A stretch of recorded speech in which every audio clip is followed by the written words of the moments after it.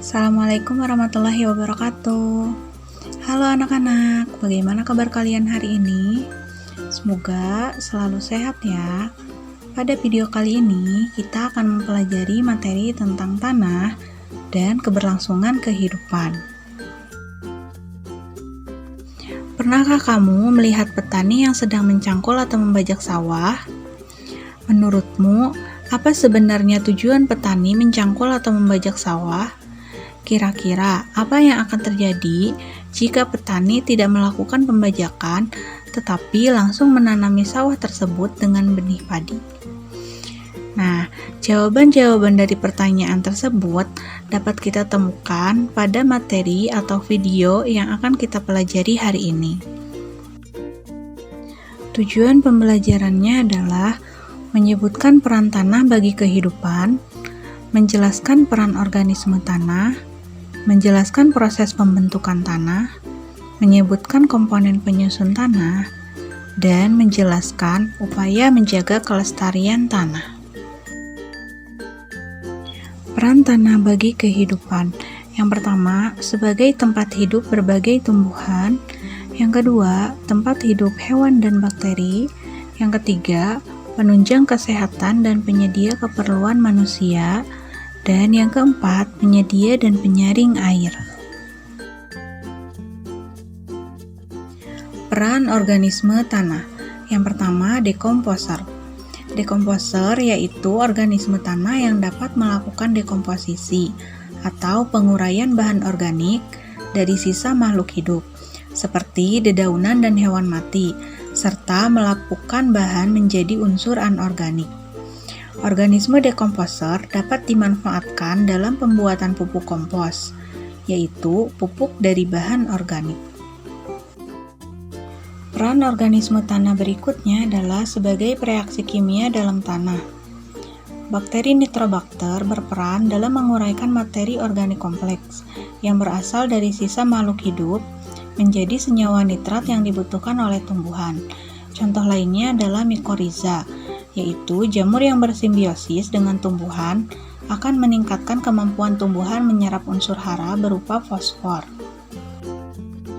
Peran organisme tanah selanjutnya adalah sebagai pengurai polutan dalam tanah.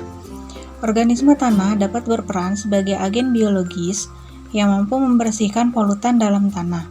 Sumber polutan utama tanah biasanya berasal dari kegiatan pertanian yang menggunakan pupuk dan pestisida dalam jumlah besar saat irigasi.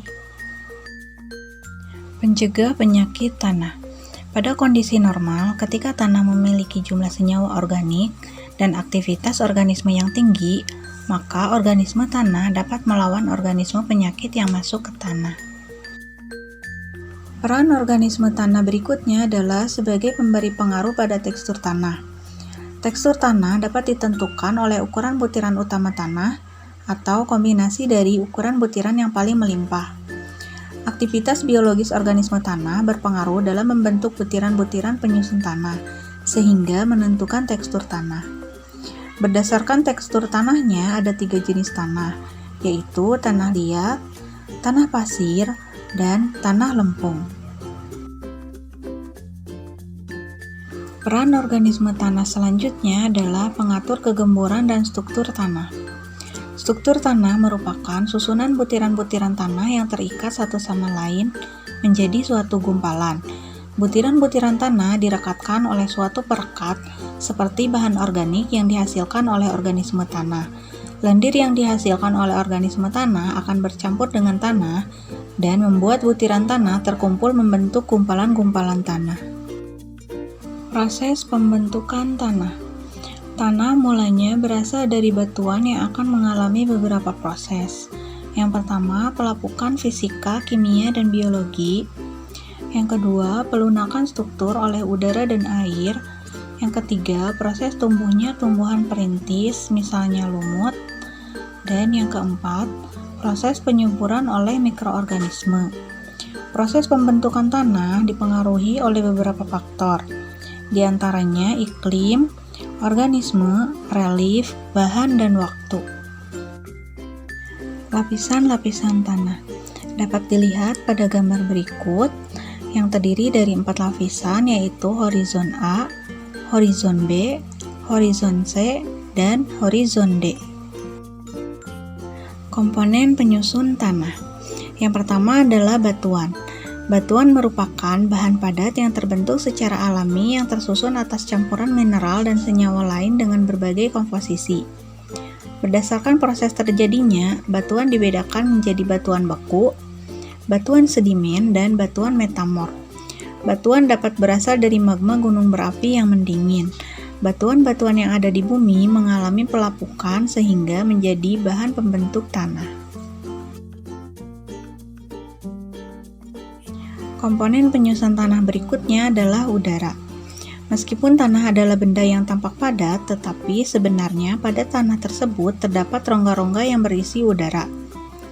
Rongga udara terdapat di antara butiran-butiran tanah. Selain di antara butiran tanah, rongga udara juga terdapat di antara batuan yang terdapat di tanah. Di antara batuan dan butiran tanah, di antara butiran tanah dengan akar tumbuhan, ataupun di antara akar tanaman dengan batu. Rongga udara juga dapat terbentuk oleh aktivitas hewan tanah, misalnya cacing. Komponen penyusun tanah selanjutnya adalah humus.